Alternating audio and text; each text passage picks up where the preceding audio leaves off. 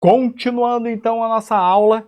Só quero fazer um parênteses, tá? Não repara se de vez em quando tu ouvir uma martelada ou um barulho de britadeira, furadeira, é porque são os prazeres do home office, né? Eu tenho meu estúdio em casa, onde eu estou gravando essa nossa aula, e tem uma casa sendo construída ao lado, exatamente. E aí às vezes eu tenho a impressão que os caras mais destroem a casa do que constroem, porque eles fazem uma parede, depois vem um cara com uma britadeira, um marretaço para abrir buraco, e é bem na minha parede, no estúdio. É uma maravilha, é uma delícia. Mas vamos embora, então só relevem, tá? Se de vez em quando aparecer aí um barulho de fundo aí de marretada, ou um barulho aí de uma britadeira, aquele brrr, né? Não reparem, tá? É da obra do lado. Vamos tocar, que o importante aqui, ó, é reta final pro MP, preparação pro MP, e nenhuma obra, nada vai impedir que vocês sejam nomeados nesse concurso. Vamos junto, eu daqui, vocês daí, vamos lá, rumo ao MP. Então, gestão estratégica. O que a banca gosta de cobrar sobre isso? Conceitos. A banca gosta de conceitos. Então vamos falar dos principais conceitos relacionados à gestão estratégica. Primeiro, o que é essa tal de estratégia? Estratégia é o rumo que eu sigo, o rumo que eu escolho seguir no longo prazo. Lembra dos 3 níveis, né? O nível estratégico é o nível do topo. Então, quando eu falo de estratégia, eu estou falando do topo da pirâmide, do topo aqui, ó. Então, são as decisões de longo prazo que eu tomo para alcançar meus objetivos. Decisões de longo prazo, que impactam toda a organização. Isso é estratégia.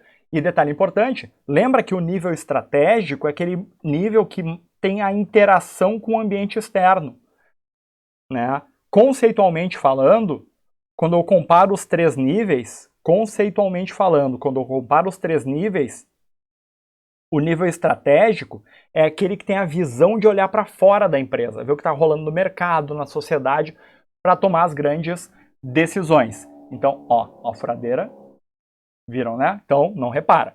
Vamos embora. Então, o nível estratégico é esse. Então, o que é a estratégia? A estratégia é o que rola nesse nível aqui. A estratégia são as decisões administrativas que possibilitam aos gestores manter a organização integrada ao ambiente, ou seja, olha para fora, integra ela com o ambiente, adapta ela ao ambiente, e no curso correto de desenvolvimento, estratégia é o caminho certo, o caminho que eu escolho seguir, assegurando-lhe atingir os objetivos, a missão, lembrando que são de longo prazo. Certo? Se a banca falar que estratégia cuida do curto prazo, tá errado. Nível estratégico cuida do longo prazo. Fechou? Vamos lá.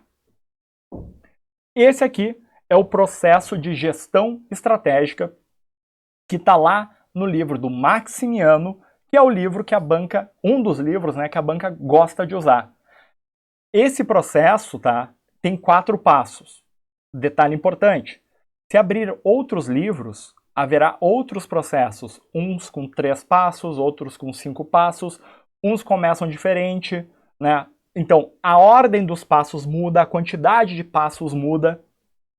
Então, não se pode dizer que há unanimidade na literatura. Não há consenso, não há unanimidade na literatura em como tem que ser o processo. Cada autor tem a sua recomendação, mas não existe unanimidade, assim, ó, é assim e pronto, isso não existe. Esse aqui eu trouxe porque é um dos autores prediletos da banca. Então, vamos ficar com esse processo aqui, que ele começa como? Antes de falar desse processo específico, só um detalhe. Quando a gente pensa em gestão estratégica, a gente está falando em gerenciar a estratégia. Gerenciar algo envolve, tá? Gerenciar de maneira ampla, administrar de maneira ampla. Envolve planejar essa coisa, depois executar essa coisa, depois, ou durante, né, controlar essa coisa. Então, os 3 passos básicos aqui de qualquer gestão são planejar, executar e controlar. O básico para fazer acontecer é planejar, executar e controlar essa coisa. Tá? Se eu estou gerenciando a estratégia, o que eu estou fazendo? Planejando qual vai ser a minha estratégia, eu executo minha estratégia e eu monitoro, eu controlo a minha estratégia. Entenderam essa lógica? Vamos aplicar essa lógica agora nesse processo aqui do Maximiano. Olha só. Análise da situação, análise do ambiente, definição dos objetivos. O que é tudo isso? Tudo isso, querendo ou não, é o planejar da estratégia.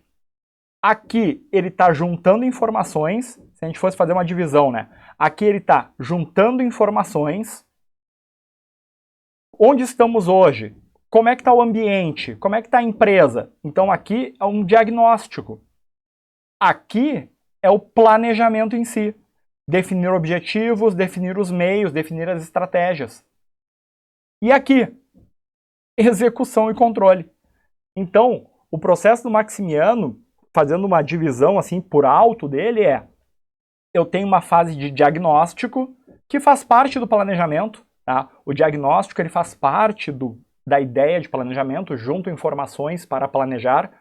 Então, tudo isso aqui é planejamento. Tá? Começando pelo diagnóstico e chegando na fase de fazer os planos em si. Os planos em si, objetivos, as estratégias. E depois, executo e controlo. Né? Então essa é a ideia básica do processo de gestão estratégica. Então se a banca colocar assim, que eu já vi cair numa prova uma vez, planejamento estratégico é um conceito mais amplo que gestão estratégica, certo ou errado? Errado. Planejamento é só uma parte da gestão. Gestão estratégica é um conceito mais amplo, que envolve o planejamento, a execução e o controle. Tem unanimidade na literatura? Não tem. Cada autor vai dar a sua quantidade de etapas. Mas esse aqui é uma das minhas apostas para a prova, porque é um dos livros que a banca ama. Então esse é o processo de gestão estratégica. Né? Pode aparecer na prova também processo de planejamento estratégico, seguindo essa lógica parecida aqui. Fechou? Vamos adiante. Outro conceito importante dentro de gestão estratégica é a nossa amiga análise SWOT. E a gente já sabe, né? A análise SWOT, ela cuida do quê? As iniciais representam aquilo que ela cuida. Ela cuida das strengths, forças, weaknesses, fraquezas, opportunities, oportunidades e threats, ameaças. Então, análise SWOT é uma ferramenta de diagnóstico estratégico. Diagnóstico, Rafael? Olha o slide anterior. Olha isso aqui. Análise do ambiente externo e dos fatores internos. Oportunidades e ameaças, forças e fraquezas. Isso é análise SWOT, uma ferramenta de diagnóstico estratégico. Então tá aqui. SWOT é uma ferramenta de diagnóstico estratégico usada para coletar e processar informações que eu vou usar depois para montar meu plano. Então, o que ela olha? Ela olha para forças e fraquezas de dentro da empresa e oportunidades e ameaças de fora. E isso é fundamental, porque a pegadinha que a banca gosta de fazer na prova é sempre a mesma, que é misturar coisa de dentro com coisa de fora. Sempre faça essa divisão na tua cabeça quando a questão for de SWOT. O que está dentro é força ou fraqueza, ponto forte ou ponto fraco. O que está fora é ou oportunidade ou ameaça. Eu não tenho oportunidade dentro, eu não tenho ameaça dentro. Eu não tenho ponto forte ou ponto fraco fora. Ponto forte e ponto fraco são fatores internos, relativos aos fatores internos. Oportunidades e ameaças sempre relativos aos fatores externos. Então essa é a pegadinha fundamental que a banca gosta de fazer. Básico. Análise interna, forças e fraquezas. Análise externa, oportunidades e ameaças. E aí a banca pode contar uma historinha, né? Falar assim, os servidores do Ministério Público, vocês que são futuros servidores, né? Mas digamos que vocês já estão trabalhando lá, né? Só questão de tempo mesmo. Então, os servidores do Ministério Público são altamente qualificados. Ó, os servidores do Ministério Público são altamente qualificados. Numa análise SWOT, isso representa uma grande oportunidade para o Ministério Público cumprir sua estratégia. Então, olha só, os servidores são altamente qualificados. Numa SWOT, isso representa uma oportunidade para o Ministério Público cumprir com a sua estratégia. Certo ou errado? É oportunidade? Quem é que eu falei? Dos servidores. Servidor é de quem? Do Ministério Público. Servidor é um fator interno. É o servidor. Como é que eu sei que é interno ou externo? Simples. Se ele é da empresa, é daquele órgão, ele é um fator interno. É o servidor do MP. É a estratégia do MP. É a tecnologia do MP. São os processos de trabalho do MP. Tudo isso são fatores internos. Sendo fator interno, ele jamais poderia ser uma oportunidade. O servidor qualificado, ele é um ponto forte, uma força do MP. Oportunidade seria um fator externo. Governo, sociedade, economia do país, os clientes, o cliente do MP, né, que são os usuários dos serviços do MP. O usuário, ele é um fator interno? Não, o usuário é um fator externo, ele está na sociedade. Os fornecedores do MP, fornecedores externos, cliente, fornecedor, tudo isso é fator externo. Outras empresas, outros órgãos públicos, tudo isso é fator externo. Aí sim, são oportunidades ou ameaças. Oportunidades se for bom, ameaças se for ruim. Ponto forte se for bom, ponto fraco, fraqueza se for ruim. Essa é a ideia da SWOT. E aqui para finalizar, coloquei aqui alguns elementos, né, internos e alguns elementos externos que geralmente aparecem em prova. Funcionário da empresa, o desempenho dela, o processo dela, o produto dela, o serviço dela, as finanças dela, as competências dela, os sistemas, inovação. Perceba que é tudo característica dela, interna. Agora, os clientes, fornecedores, concorrentes, a política, as leis, economia, governo, sociedade, tá por aí, é fora. Então, é fator externo. Não caiam na pegadinha da banca, que é sempre a mesma. Tentar misturar o que está dentro com o que está fora. Bom, e o último tópico que eu quero falar sobre isso é isso aqui, ó. Fator controlável ou não controlável? Vai porque a banca pergunta. Olha, a regra básica é: se está dentro eu controlo, se está fora não controlo. Se está dentro eu controlo, se está fora não controlo. Se está dentro eu controlo, se está fora não controlo. Simples assim. Se é fator interno, é automaticamente controlável pela empresa. Se é fator externo, não é controlável. Tá, Rafael, mas se não é controlável, por que eu faço essa tal de SWOT para identificar se eu não consigo controlar? Não consigo controlar, porque não depende de mim, é externo. Agora, eu consigo gerenciar meus pontos fortes e fracos para tentar aproveitar essas oportunidades quando elas surgirem ou tentar evitar essas ameaças quando elas surgirem. Eu não controlo se vai ter a oportunidade ou a ameaça, mas eu controlo o quê? As minhas forças e fraquezas para tentar atuar nesse ambiente. É para isso que serve a SWOT. Fechou? Vamos adiante. Outro conceito dentro aqui de gestão estratégica é a diferenciação entre missão, visão e valores. Missão, razão de ser da organização. Missão, ó, a minha missão de vida, lembra assim, ó, a minha missão de vida é a minha razão de ser, aquilo que eu sou, o porquê da minha existência. A missão da organização é essa, a razão de vida dela, a razão de ser. Visão, visão é a visão de futuro. Visão de futuro, o que ela pretende ser, as aspirações futuras. E valores, aquilo que ela valoriza, as crenças básicas, os atributos, as qualidades que a organização valoriza. Vamos ver aqui alguns exemplos? Eu trouxe, na verdade, o exemplo do MP, porque teve uma vez uma prova que a banca copiou a missão do órgão que era o órgão que estava fazendo o concurso. E vai que ela copia a missão do MP na tua prova e pergunta o que é isso. Então, já fica com isso aí.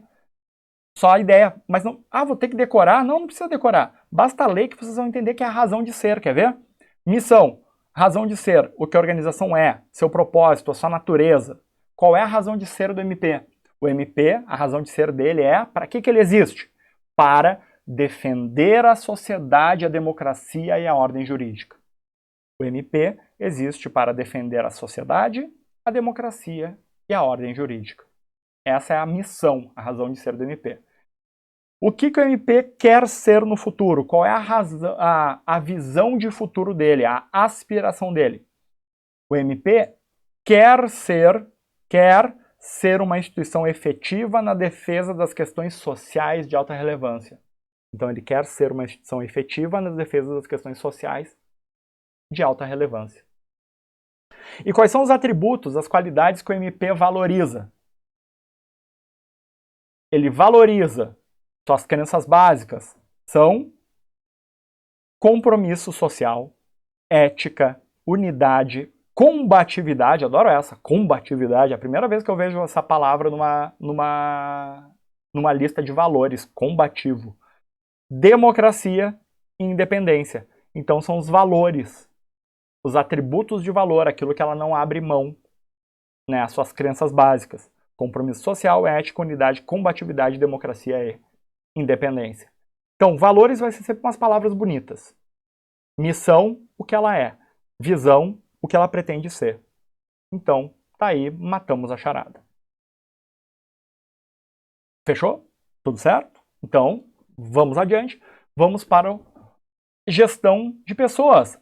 Ou, como está no edital, né? Administração de pessoas, conceitos e processos. Gestão de pessoas. O que é gestão de pessoas? Livro predileto da banca, livro do professor Hidalberto Chiavenato, que traz esse conceito aqui. Gestão de pessoas é o conjunto de políticas e práticas necessárias para cuidar do capital humano. Então, o que é gerenciar pessoas? É ter políticas e práticas para cuidar do capital humano. Por quê? Porque é o capital humano, por meio de suas competências,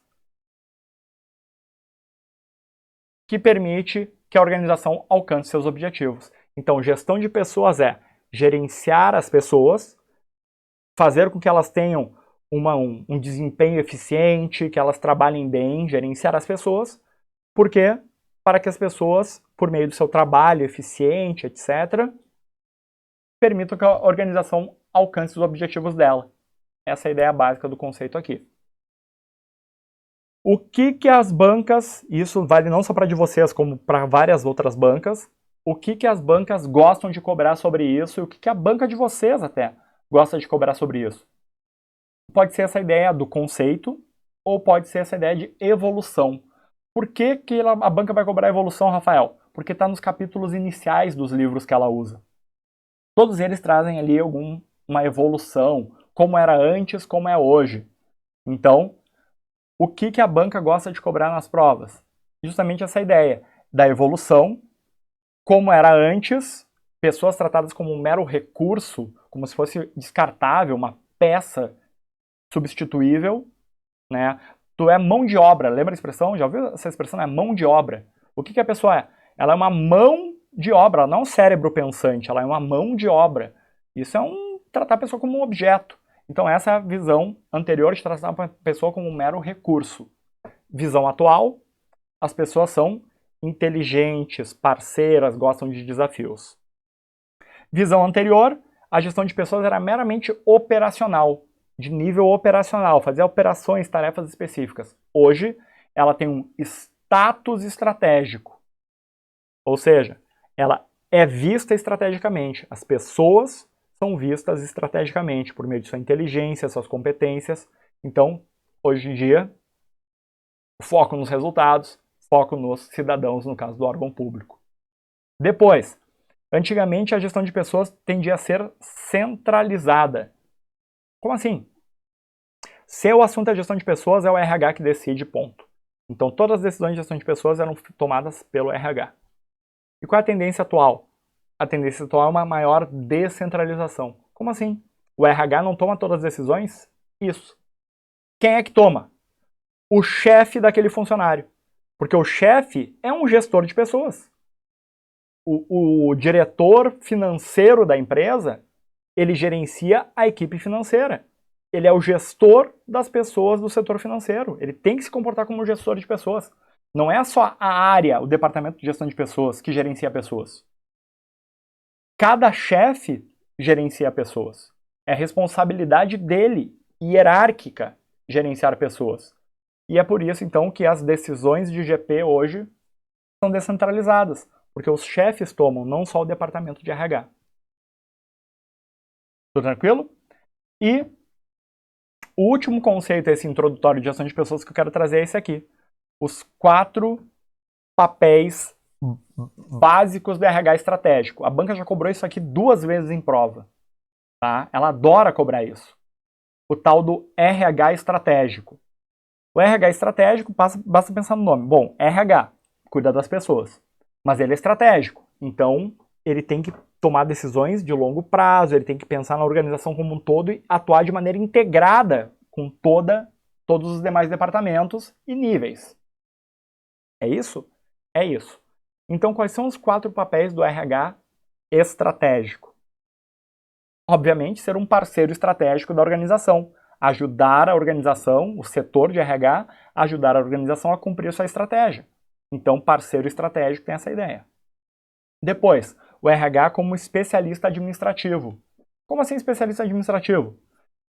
Ele atua junto às demais áreas, ajudando a organizar a bagunça, a melhorar a infraestrutura, melhorar os processos. Então, é atuar de maneira integrada, sendo um especialista administrativo que cuida das pessoas, se integrar com as demais unidades para ajudar elas a melhorar a infraestrutura. Defensor dos funcionários. Como assim defensor, Rafael? Quer dizer que o RH tem que defender os funcionários e brigar com o dono da empresa? Não é isso, meu filho, não. Defensor dos funcionários no sentido de é a área, o departamento, que cuida das pessoas, que cuida dos funcionários. Então, defensor no sentido de qual é o departamento que cuida da gestão de pessoas, cuida das pessoas. É o RH. Então, ele tem que ser o defensor dos funcionários no sentido de administrar a contribuição que os funcionários dão, dar um retorno para essa contribuição. Então, defender os funcionários no sentido de é o setor que acolhe as pessoas, que ouve elas, que tenta criar boas políticas de qualidade de vida, etc. Então, é nesse sentido esse defender, tá? Administrar a contribuição das pessoas. E, por fim, a mudança nas empresas, a melhoria, ela ocorre por meio das pessoas. E é por isso que o RH estratégico tem que ser um agente de mudanças. Promover as mudanças por meio das pessoas. Certo? Então, 4 papéis do RH estratégico. Parceiro estratégico, especialista administrativo, defensor dos funcionários e agente de mudanças. Além disso, a evolução. Rafael, e essa lista que eu vou ter que decorar agora, meu Deus do céu, já tem tanta coisa para lembrar dessa última semana que agora com essa lista não vou, Rafael, meu Deus, ele começa a chorar. Não faça isso, não chore, por favor, porque eu não coloquei essa lista aqui para vocês decorarem. Eu coloquei para vocês lerem ela e na cabeça de vocês brilharem algumas ideias. Que ideias? Eu quero que vocês percebam o seguinte, como era antes e como é hoje. De algo anterior para hoje em dia. O de, ou seja, o que era antes, vai ser tudo palavra feia, chata, boba, antiga, que lembra o tradicional, rigidez, burocracia, policiamento dos funcionários. Então, tudo palavra que remete assim, ó. Tu olha e tu pensa assim, isso aqui não é o melhor dos mundos. Nossa, isso aqui é... Minha empresa é assim e eu odeio, tá? Teu chefe tá atrasado uns 100 anos, coitado. Tá? Então, lembra disso. O que era antes vai ser tudo palavra feia, boba, chata, né? E tu olha assim, não, isso aqui não. O que é hoje? Tudo palavras bonitas, lindas, maravilhosas. Dá vontade de passear no shopping de mãos dadas com elas, de tão lindas que elas são. Por exemplo, estratégico, parceria, compromisso, foco no longo prazo, consultoria, foco no negócio, proatividade, foco em resultado, tudo coisa linda, maravilhosa, para frente, moderno. Então, é isso que eu quero que vocês lembrem, não decorem. Ao ler uma palavra, pensa assim, peraí, isso aqui remete a algo antigo ou a algo novo? Vai mostrar essa evolução. Porque a banca pode cobrar isso numa questão. Perguntar, a nova gestão de pessoas, a administração de... ou, como diz o edital, né, a administração de pessoas. A administração de pessoas moderna. Bom, se ela falar administração de pessoas moderna, procurem palavras modernas. É essa a lógica. E do livro que a banca gosta, esse do Chiavenato, as palavras mais bonitas são essas aqui. Está em destaque num dos capítulos do livro. falando que hoje em dia as pessoas são consideradas seres humanos. Ah, mas isso é óbvio. Sempre foi ser humano. Não. Antes era mão de obra. Antes era como se fosse um pedaço de uma máquina. Ah, a pessoa morreu no trabalho. Ah, joga fora ali, joga no lixo e traz outra. Essa era a visão antiga, né? O ser humano descartável. A visão moderna é realmente um ser humano, uma pessoa com personalidade própria, origens, competências distintas. Agente ativo e inteligente, ou seja, uma pessoa que gosta de desafios, gosta de cooperar, gosta de participar das coisas. Parceiro da organização. O funcionário não é um inimigo. Né? Até hoje a gente vê aí na TV, às vezes, algum chefe dando entrevista, dando a entender que os funcionários são vagabundos, se eu não mandar, eles não fazem. Nossa, isso é uma visão super antiga. Visão moderna, os funcionários são parceiros. E tudo alinhado ao conceito de empowerment, empoderamento, empoderar as pessoas. Além disso, gestão de pessoas é, ao mesmo tempo, uma responsabilidade de linha, pulei sem querer, uma responsabilidade de linha e uma função de staff. Lembram desse conceito? Eu acabei de falar sobre isso, agora mesmo. Eu falei o seguinte, a gestão de pessoas, a área de gestão de pessoas, o RH, o famoso RH, o RH toma algumas decisões. Toma. Mas quem tem que tomar a decisão também é o próprio chefe do funcionário. Ele é o verdadeiro gestor das pessoas da sua equipe. O chefe é o verdadeiro gestor das pessoas da sua equipe. O chefe tem uma responsabilidade de linha, uma responsabilidade hierárquica de quem está abaixo dele na linha hierárquica. Então essa é a ideia de responsabilidade de linha. Eu sou chefe. Meus funcionários em linha abaixo de mim, eu sou o responsável por eles, pela gestão deles, gestão de pessoas. Então, gestão de pessoas é uma responsabilidade de linha do chefe em relação à sua equipe, mas também gestão de pessoas é, ao mesmo tempo, uma função de staff. Digamos que eu não saiba direito o que fazer para gerenciar as pessoas. Com quem que eu vou me aconselhar? Com um especialista. Quem é o especialista em gestão de pessoas na empresa? O RH. Então, o RH vai ser um assessor, do inglês staff. O RH ele é um assessor interno, um consultor interno de assuntos de gestão de pessoas. Então, a gestão de pessoas como um todo, dentro de uma empresa, ela é uma responsabilidade de linha do chefe e uma função de staff, assessoria da área de RH, assessorando as pessoas. E aqui, então, só alguns papéis dessa ideia de responsabilidade de linha. O que o chefe faz? Basicamente é cuidar da equipe e tomar decisões específicas quanto à equipe. O chefe é o que executa as ações de RH. E quais são as funções de staff? Bom, é o departamento de RH estabelecendo políticas, metas, práticas. Então, tá aí. Isso é a função de staff. Matamos a charada? Se matamos a charada, vamos para o nosso último tópico dentro de gestão de pessoas, para finalizar o nosso bloco, que é os 6 processos de gestão de pessoas, conforme o nosso amigo Chiavenato, que a banca ama. Quais são os 6 processos? Ele segue uma ordem lógica, assim, né? Primeiro, a empresa está vazia, ou está faltando gente, eu tenho que agregar pessoas para a organização. Rafael, como é que isso vai cair em prova? Mais comum, se a banca perguntar os conceitos, é ela perguntar o conceito de cada processo, ou seja, o que cada processo faz, e está aqui, ó, vai estar nessa coluna aqui, agregar pessoas, incluir novas pessoas na organização.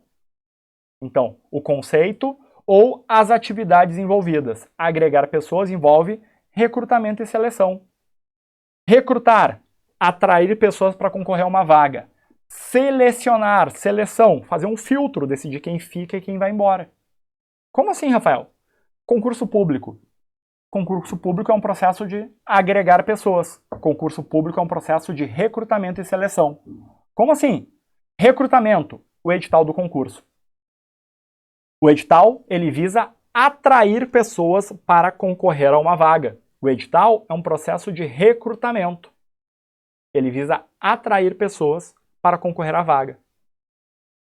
E a seleção? Vai ser domingo na prova do concurso. Processo seletivo. Por meio da prova, nós vamos selecionar aqueles com maior nota que vão trabalhar no MP. Então, olha só, agregar pessoas, concurso público é agregar pessoas. Recrutar, atrair pessoas para concorrer a uma vaga por meio do edital, dizendo qual é o salário, carga horária, isso é atrair pessoas. Recrutar. Selecionar é com quem apareceu, vou fazer um filtro. O filtro de vocês é o concurso público. O filtro das empresas envolve dinâmica de grupo, entrevista, um monte de coisa. Recrutamento e seleção. São dois processos diferentes, mas que fazem parte da ideia de agregar pessoas. Depois, agreguei. Você passou no concurso, foi agregado ao MP. Aí, o que vai acontecer com você? Você vai ser aplicado num cargo. Você vai trabalhar num cargo, numa função específica. Então, o MP, ele tem que desenhar esses cargos, dizer o que cada cargo, cada área faz. E, quando tu entrar, tu não vai estar em estágio probatório? Vai. Como é que eu vou saber se você foi bem aplicado nesse cargo público? Por meio da avaliação do teu desempenho. Então, aplicar pessoas envolve desenho dos cargos e avaliação de desempenho. Tá? São as atividades, o desenho das atividades que as pessoas vão fazer, ou seja, desenho de cargos, e orientação e acompanhamento do seu desempenho. Avaliação de desempenho, para ver se ela está corretamente aplicada. Então, isso é aplicar pessoas. Aí você vai estar trabalhando, chega o fim do mês, no fim do mês vem a parte boa. Qual é a parte boa? A recompensa pelo teu trabalho. Recompensar pessoas é remuneração, salário, benefícios, incentivos, ou seja, satisfazer as necessidades individuais mais elevadas. Eu estou pagando teu salário, estou te dando um benefício, estou te dando um serviço, alguma coisa assim, né? Incentivo salarial, incentivo que não seja salarial. Então isso é recompensar, tudo a ver com o quanto a pessoa é retribuída pelo trabalho que ela faz. Recompensa. Bom, já foi agregado ao MP, já foi aplicado num cargo, está sendo avaliado por estágio probatório, já foi recompensado todos os meses, e aí eu pergunto, vai sempre fazer a mesma coisa do mesmo jeito? Claro que não. Tu tem que melhorar, tem que se tornar uma pessoa, um servidor melhor. Então nós vamos fazer o quê? Vamos te desenvolver. Desenvolver pessoas tem essa ideia de capacitar, incrementar o desenvolvimento, incrementar as competências, fazer a pessoa melhorar. Desenvolvimento tem essa ideia, melhorar essa pessoa. Então envolve o quê? Treinamento e desenvolvimento, aprendizagem, gestão do conhecimento, tudo isso é desenvolver pessoas. Então, já te agreguei, te apliquei num cargo, recompensei pelo teu trabalho, estou te desenvolvendo, e aí eu pergunto, quero que você vá embora do MP? Não, fica aqui é tão legal. Então como é que eu faço para te ficar?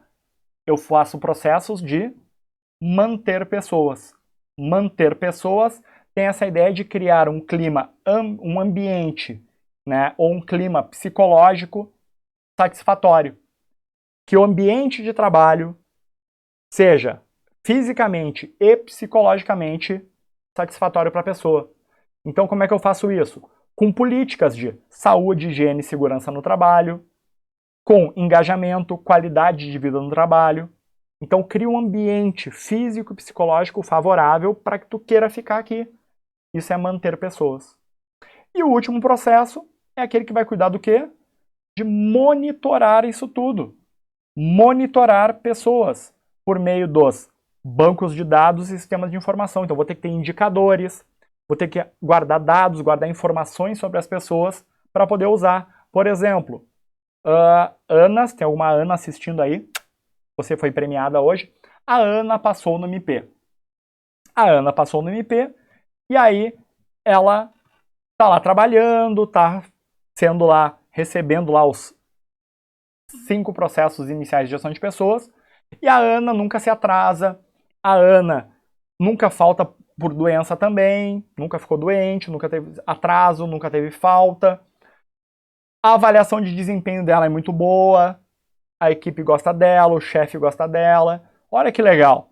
Então, isso tudo vai ser armazenado em algum lugar, essas informações, em bancos de dados, para que quando surgir, por exemplo, vai ter uma promoção aqui, vamos abrir uma função gratificada, uma FG, né? Vamos abrir uma função gratificada aqui. Vamos pegar aí e ver quais são os melhores servidores para oferecer para eles. Aí eles vão lá no banco de dados e vão ver, ó, quem é que tem bom desempenho na avaliação, quem é assíduo e tal. Então, por meio dos sistemas de informação gerencial, eu vou extrair informações desses bancos de dados. Então, isso é monitorar pessoas. Fechou? Com isso, então, encerramos o nosso bloco de gestão de pessoas, de maneira geral. Encerramos esse segundo bloco. No próximo bloco, eu vou tratar de comportamento organizacional, que é uma parte específica da gestão de pessoas que cuida mais do comportamento das pessoas nas organizações. Então, a gente vai falar de todos aqueles tópicos do edital. Comportamento organizacional, conflitos, comunicação, liderança e por aí vai. Vamos embora, nos vemos daqui a pouquinho.